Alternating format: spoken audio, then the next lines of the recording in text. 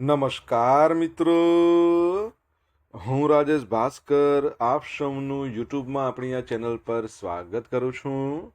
મિત્રો, આજે આપણે તારીખ 7 સપ્ટેમ્બર 2025ના કેટલાક મોસ્ટ ઇમ્પોર્ટન્ટ કરંટ અફેર અને અગાઉની પરીક્ષામાં પૂછાયેલા કેટલાક ઇમ્પોર્ટન્ટ પ્રશ્નો વિશે ડિટેલમાં ચર્ચા કરીશું, જે આપને આવનારી પરીક્ષા માટે ખૂબ જ ઉપયોગી સાબિત થશે.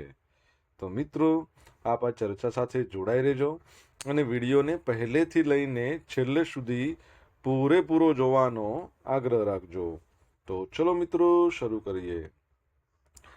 શરૂઆત કરતા પહેલા જણાવી દઉં કે જો તમારે આપણી આ યુટ્યુબ ચેનલને સબસ્ક્રાઇબ કરવાનું બાકી હોય તો ચેનલને સબસ્ક્રાઇબ કરજો, નોટિફિકેશન બેલ આઇકોનને પ્રેસ કરીને, અને જો તમને વિડીયો પસંદ આવે તો વિડીયોને લાઈક કરજો. પરંતુ તમારે શું કરવાનું છે? અત્યારે તમારા જેટલા પણ મિત્રો જેઓ કોમ્પિટિટિવ એક્ઝામની તૈયારી કરી રહ્યા છે એ બધા મિત્રો જોડે આ વિડીયોની લિંકને અત્યારે શેર કરવાની છે, તમે જે તે સોશિયલ મીડિયા એપ્લિકેશન વાપરતા હો એમાં. ચલો તો શરૂઆત કરીએ. સૌપ્રથમ જોઈશું અગાઉની પરીક્ષામાં પૂછાયેલા વિજ્ઞાનના પ્રશ્નો, જેના જવાબો તમારે મને કમેન્ટ બોક્સમાં લખીને જણાવવાના છે. અને વિડીયોના લાસ્ટમાં જ્યારે હું તમને આ દરેક પ્રશ્નના જવાબ જણાવું ત્યારે તમારે ચેક કરવાનું છે કે તમે આપેલા પ્રશ્નોના જવાબમાંથી કેટલા પ્રશ્નો જવાબ સાચા છે, અને જેટલા પણ પ્રશ્નો જવાબ સાચા હોય એનો આંકડો તમારે કમેન્ટમાં લખવાનો છે કે 10માંથી આટલા સાચા છે. ડેઇલી જીકે ટેસ્ટમાં આપણે રોજ 10 પ્રશ્નો પૂછીએ છીએ, જેમાંથી 5 પ્રશ્નો વિજ્ઞાનના હોય છે. બાકીના જે 5 પ્રશ્નો છે એ ગુજરાતની કલા, સંસ્કૃતિ અને ભાષાના પ્રશ્નો છે. તો તમે તમારા આન્સર આપો નીચે કમેન્ટ બોક્સમાં, અને હું આજના કરંટ અફેરનો પ્રથમ પ્રશ્ન છે એની શરૂઆત કરું છું. પ્રથમ પ્રશ્ન છે, તાજેતરમાં પ્રધાનમંત્રી નરેન્દ્ર મોદીએ ચીનના તિયાનજિનમાં આયોજિત કેટલામી એસસીઓ સમિટમાં ભાગ લીધો હતો? તો જવાબ આવશે 25મા નંબરની સમિટમાં. તો પ્રધાનમંત્રી નરેન્દ્ર મોદીએ 31મી ઓગસ્ટથી 1 સપ્ટેમ્બર 2025 દરમિયાન ચીનના તિયાનજિનમાં આયોજિત, યાદ રાખજો પરીક્ષામાં પૂછાઈ શકે છે કઈ જગ્યાએ, તિયાનજિનમાં આયોજિત કેટલામા નંબરની? 25મા નંબરની શાંઘાઈ કોઓપરેશન ઓર્ગેનાઇઝેશનની સમિટમાં ભાગ લીધો હતો.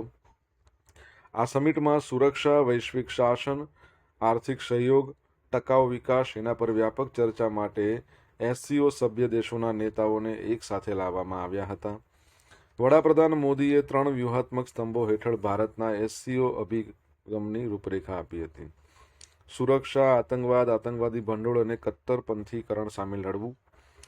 કનેક્ટિવિટીમાં શું? તો પ્રાદેશિક માળખાગત સુવિધાઓ અને પરિવહન કોરિડોરને પ્રોત્સાહન આપવું. તક તો નવીનતા, યુવા વિનિમય અને સાંસ્કૃતિક સંવાદને પ્રોત્સાહન આપવું. આ એમણે 3 વ્યૂહાત્મક સ્તંભો કીધા છે: સુરક્ષા, કનેક્ટિવિટી અને તક. લોકોથી લોકોના સંબંધોને વધારવા માટે પીએમ મોદીએ એસસીઓ માળખા હેઠળ સભ્યતા સંવાદ મંચનો પ્રસ્તાવ મૂક્યો, જે સહિયારા વારસા અને સાંસ્કૃતિક સમજણને પ્રોત્સાહન આપશે. ઇતિહાસ, ભાષા, પરંપરાઓમાં આદાન પ્રદાનને સરળ બનાવશે, તેમજ યુવાનો અને શૈક્ષણિક સહયોગમાં હાલના એસસીઓ પ્રયાસોને પૂરક બનાવશે. વડાપ્રધાને એસસીઓના સામાજિક સુધારા એજન્ડાને સંપૂર્ણ સમર્થન વ્યક્ત કર્યું, જેમાં નવા કેન્દ્રોનો સમાવેશ થાય છે કે સંગઠિત ગુના, ડ્રગ હેરફેર, સાયબર સુરક્ષા. હવે આગામી એસસીઓનું પ્રમુખ પદ કોણ સંભાળવાનું છે? કિર્ગિસ્તાન સંભાળશે. જો શાંઘાઈ કોઓપરેશન ઓર્ગેનાઇઝેશનની આપણે વાત કરીએ તો 2001માં એની સ્થાપના થઈ. ભારત 2017માં જોડાયું, પાકિસ્તાન પણ 2017માં જોડાયું. ટોટલ સભ્ય દેશ 10 છે. હેડક્વાર્ટર બેઇજિંગમાં, અને એના સેક્રેટરી જનરલનું નામ તમારે મને કહેવાનું છે, તમને આવડતું હોય તો કમેન્ટમાં લખીને. તાજેતરમાં international day of clean airs for blue skies ક્યારે મનાવવામાં આવ્યો? એટલે આ ક્યારે મનાવવામાં આવે છે એવો પ્રશ્ન હોવો જોઈએ. તો 7 સપ્ટેમ્બર એટલે આજનો દિવસ દર વર્ષે 7મી તારીખે મનાવવામાં આવે છે.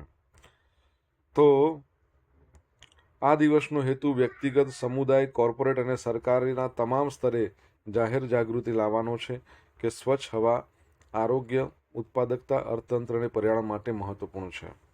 બ્લુ સ્કાઇઝ માટે ક્લીન એરનો ખૂબ જ પહેલો આંતરરાષ્ટ્રીય દિવસ 2020માં 7 સપ્ટેમ્બરના રોજ યોજાયો હતો. 7 સપ્ટેમ્બર તમને ખબર છે, એક મહિના પહેલાં 7મી ઓગસ્ટ હતી.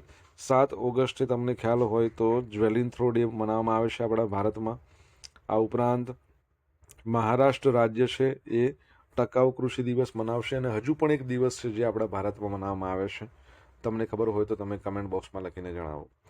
યુનાઇટેડ નેશન જનરલ એસેમ્બલીએ તેના 74મા નંબરના સત્ર દરમિયાન 19 ડિસેમ્બર 2019ના રોજ વાદળી આકાશ માટે આંતરરાષ્ટ્રીય શુદ્ધ હવાના દિવસનો ઠરાવ સ્વીકાર્યો હતો. 2025ની થીમ છે રેસિંગ ફોર એર. બરાબર છે.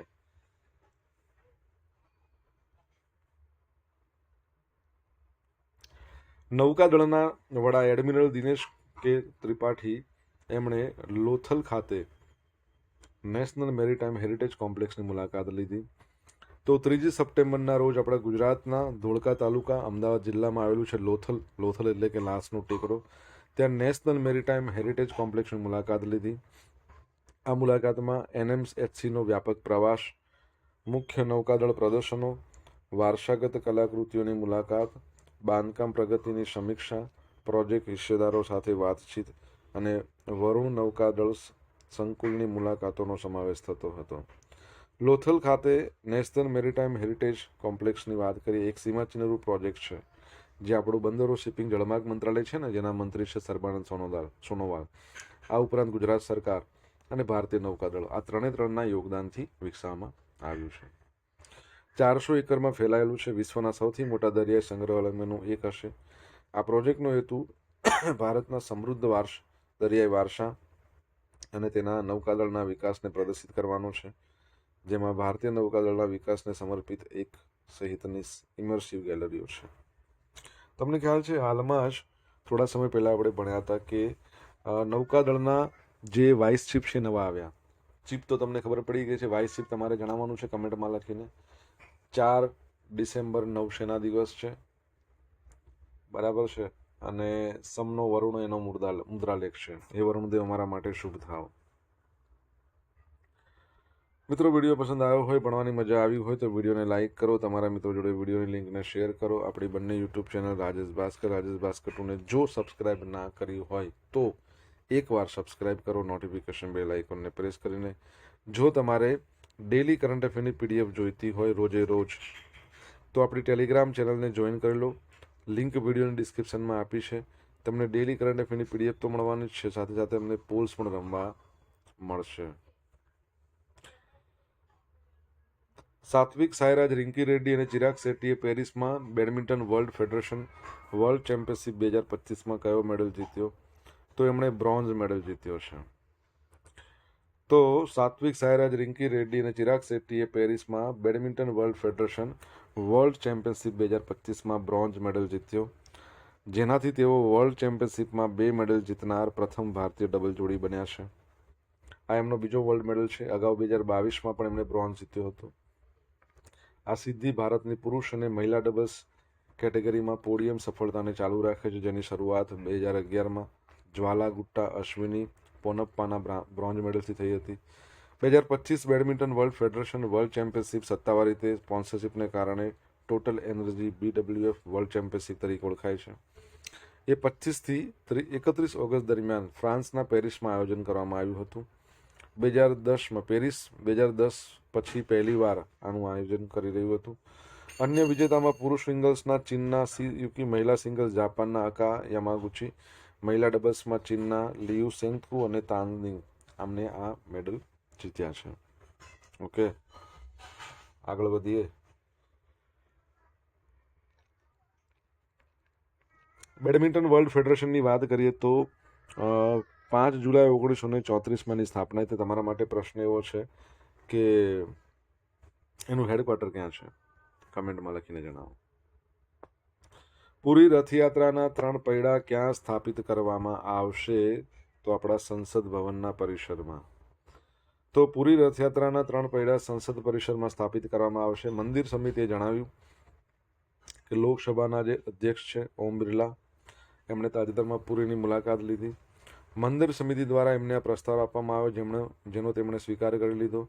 હવે ભગવાન જગન્નાથ, દેવી સુભદ્રા, ભાઈ બલભદ્ર એ રથમાંથી 3 પૈડા કાઢવામાં આવશે.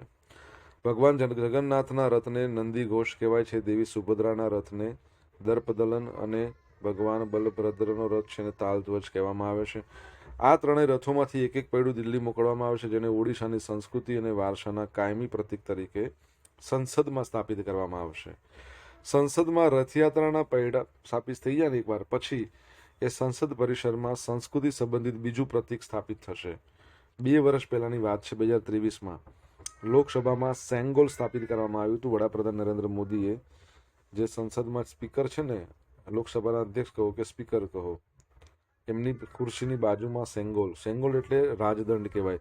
ભારત જ્યારે આઝાદ થયું ને ત્યારે 14મી ઓગસ્ટ 1947ની રાત્રિએ જે બ્રિટિશરો છે એમના દ્વારા આપણા ભારતના પ્રથમ પ્રાઇમ મિનિસ્ટર જવાહરલાલ નહેરુ છે, એમને આ સેંગોલ આપવામાં આવ્યું હતું. ઓકે, તો એ બાબતે યાદ રાખજો.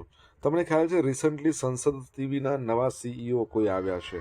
કોણ આવ્યા છે તમને ખબર હોય તો કમેન્ટ બોક્સમાં લખીને જણાવજો. ફેશન કિંગ તરીકે પ્રખ્યાત ડિઝાઇનર જ્યોર્જિયો અર્માનીનું 91 વર્ષની વયે અવસાન થઈ ગયું છે. તો અર્માની આ વર્ષે મિલાન ફેશન વીક દરમિયાન જ્યોર્જિયો અર્માની ફેશન હાઉસના 50 વર્ષની ઉજવણી માટે એક મોટા કાર્યક્રમનું આયોજન કરી રહ્યા હતા.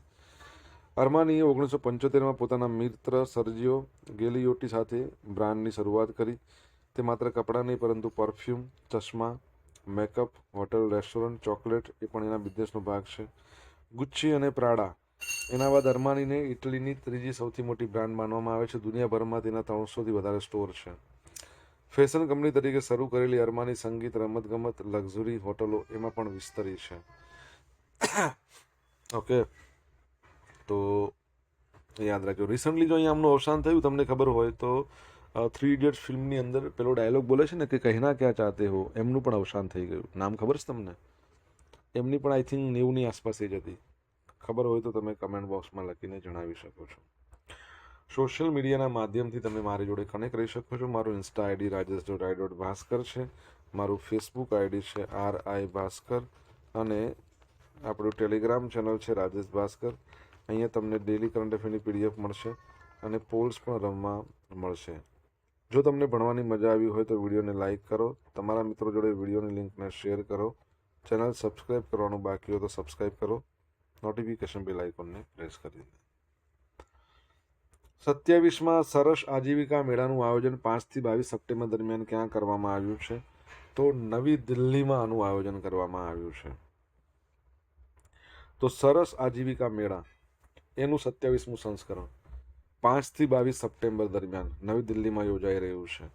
આ મેળો ગ્રામીણ મહિલાઓને તેમના ઉત્પાદનોને પ્રદર્શિત કરવા માટે અને વેચવા માટે એક મહત્વપૂર્ણ માર્કેટિંગ પ્લેટફોર્મ પૂરું પાડશે. દેશના તમામ રાજ્યો અને કેન્દ્રશાસિત પ્રદેશોમાંથી સ્વસહાય જૂથોના 400થી વધુ ગ્રામીણ મહિલાઓ આ મેળામાં ભાગ લેશે. અહીંથી મને એક પ્રશ્ન યાદ આવ્યો, ગ્રામીણ વિકાસ દિવસ ક્યારે મનાવવામાં આવે છે? કમેન્ટમાં લખજો આવડતું હોય તો.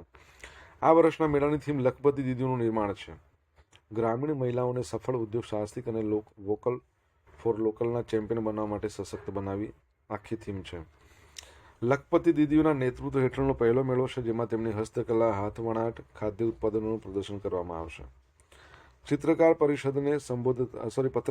પરિષદને સંબોધતા ગ્રામીણ વિકાસ મંત્રાલયના સંયુક્ત સચિવ છે સ્વાતિ શર્મા. એમણે જણાવ્યું કે સરસ મેળો મૂળ સાથે ફરી જોડવાનું માધ્યમ છે. એમણે ઉલ્લેખ કર્યો કે દીનદયાળ અંત્યોદય યોજના, રાષ્ટ્રીય ગ્રામીણ આજીવિકા મિશન હેઠળ લગભગ 10 કરોડ મહિલાઓ એમને 90 લાખ સ્વ સહાય જૂથો સાથે જોડાયેલી છે. ઓકે, યાદ રાખજો.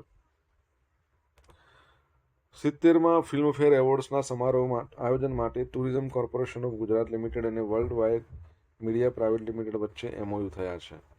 તો ગુજરાતમાં સતત બીજી વખત ફિલ્મફેર એવોર્ડ આયોજિત કરવામાં આવી રહ્યો છે. 70મા નંબરનો છે. એના માટે tourism corporation of Gujarat limited અને world wide media private limited વચ્ચે MOU થયા છે. ગાંધીનગરમાં આનું આયોજન કરવામાં આવશે. તો એક સમારોહમાં મુખ્યમંત્રી, પ્રવાસન મંત્રી, ફિલ્મ મેકર કરણ જોહર અને વિક્રાંત મેસી ઉપસ્થિત રહ્યા હતા. વિક્રાંત મેસી પરથી યાદ આવ્યું, તમને ખબર છે કે શાહરૂખ ખાન અને વિક્રાંત મેસીને 71માં નેશનલ ફિલ્મફેર એવોર્ડમાં બેસ્ટ એક્ટરનો એવોર્ડ મળ્યો. બેસ્ટ એક્ટ્રેસ એટલે અભિનેત્રીનો પુરસ્કાર કોને મળ્યો તમારે જણાવવાનું છે. જો તમને આન્સર આવડતો હોય તો કમેન્ટ બોક્સમાં લખીને જણાવો. બેસ્ટ એક્ટ્રેસનો જો તમને કહું ને તો બેસ્ટ સપોર્ટિંગ એક્ટરની વાત કરીએ તો જાનકી બોડીવાલા, જેમની ફિલ્મ છે વશ ફિલ્મ બેસ્ટ ગુજરાતી ફિલ્મ છે, કટહલ બેસ્ટ હિન્દી ફિલ્મ છે, અને best future film 12th fail. હવે મિત્રો જોઈશું અગાઉની પરીક્ષામાં પૂછાયેલા વિજ્ઞાનના પ્રશ્નો. પહેલો પ્રશ્ન, રેશમી કાપડ બનાવવા માટે રેશમના કીડાનો ઉછેર કરવામાં આવે છે અને શું કહેવાય છે? સેરીકલ્ચર. નીચેના પૈકી કયો પદાર્થ રસ્તા બનાવવા માટે ઉપયોગી છે? આસ્ફાલ્ટ. ખાલી જગ્યાને ભારતમાં આધુનિક લીલા વિદ્યાના પિતા કહેવામાં આવે છે? તો પ્રોફેસર આયંગર.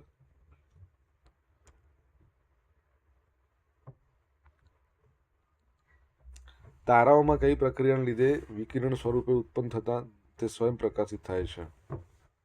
તો ન્યુક્લિયર સંલયન. કેટલા ટકા પાણી ધરાવતા ઇથેનોલના દ્રાવણને રેક્ટિફાઈડ સ્પિરિટ કહેવાય છે? તો 5% રેક્ટિફાઈડ સ્પિરિટ કહી શકે. હવે જોઈશું અગાઉની પરીક્ષામાં પૂછાયેલા ગુજરાતની કલા સંસ્કૃતિ વારસાના પ્રશ્નો. પહેલો પ્રશ્ન, સુપ્રખ્યાત તરણેતરનો મેળો કયા જિલ્લામાં ભરાય છે? હમણાં જ ગયો જુનાગઢ. ભાદરવા સુદ ત્રીજ ચોથમ 5 આ યોજાય છે. ગુજરાતના ગરબા કઈ નવરાત્રી દરમિયાન થાય છે? આસો નવરાત્રી. ઘેર નૃત્ય કઈ સંસ્કૃતિનું લોકનૃત્ય છે? આદિવાસી.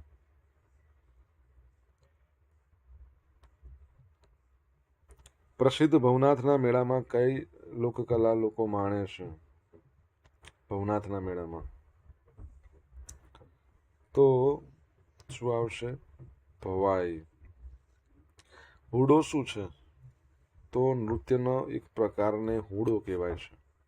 ઓકે, યાદ રાખજો. હવે મિત્રો જોઈશું ગઈકાલે પૂછેલા પ્રશ્નો જવાબ. પહેલો પ્રશ્ન, દેશની પ્રથમ વ્યાપક મલ્ટીલેન ફ્રી ફ્લો ટોલિંગ સિસ્ટમ કયા રાજ્યમાં લાગુ થઈ? તો ગુજરાતમાં. સેકન્ડ પ્રશ્ન, નેશનલ ઇન્સ્ટિટ્યુશનલ રેન્કિંગ ફ્રેમવર્ક 2025માં કઈ સંસ્થા ભારતની અગ્રણી શૈક્ષણિક સંસ્થા તરીકે ઉભરી આવી છે? તો આઈઆઈટી મદ્રાસ. હવે મિત્રો જોઈશું આજે પૂછેલા પ્રશ્નોના જવાબ. પહેલો પ્રશ્ન શું? તો શાંઘાઈ કોઓપરેશન ઓર્ગેનાઇઝેશનના ડિરેક્ટર જનરલ તો નુરલાન યરમેક બાવે.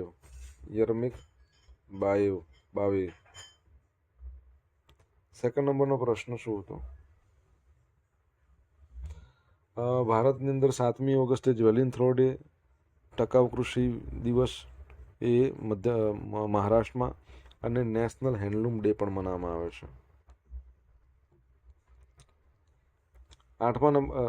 ત્રીજા નંબરનો પ્રશ્ન છે,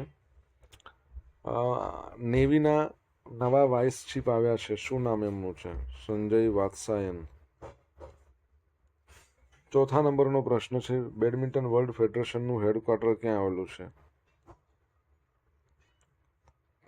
તો ક્યાં આવેલું છે? કુઆલાલમપુર. બરાબર છે, મલેશિયામાં.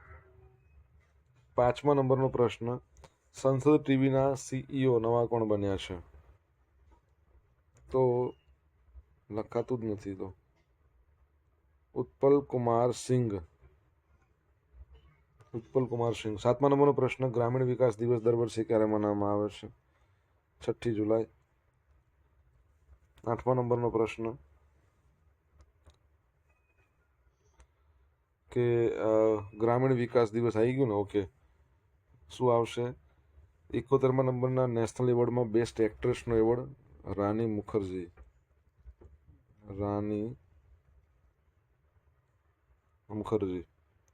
બરાબર છે. એક પ્રશ્ન ખૂટે છે, 4 ને 3 7 જ થયા છે. એક 8મો પ્રશ્ન શું હતો? હા, કહેના ક્યા ચાહતે હો એ ફિલ્મ 3 ઇડિયટમાં એમનું અવસાન થઈ ગયું. અચ્યુત પોતદાર એમનું નામ.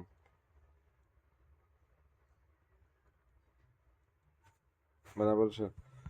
હવે જોઈશું ગઈકાલના કરંટ અફેરમાંથી પૂછેલા કેટલાક ઇમ્પોર્ટન્ટ પ્રશ્નો જેના જવાબો તમારે કમેન્ટમાં આપવાનો. પહેલો પ્રશ્ન, ગુજરાતમાં કયા સ્થળે શોધાયેલ ઝેરોસાઇડ ખનિજ એની મંગળ પર શોધાયેલા ખનિજ સાથે સામ્યતા ધરાવે છે? સેકન્ડ પ્રશ્ન, ભારતનું પ્રથમ ઓનલાઈન ગીધ જ્ઞાન પોર્ટલ ક્યાં શરૂ કરવામાં આવ્યું?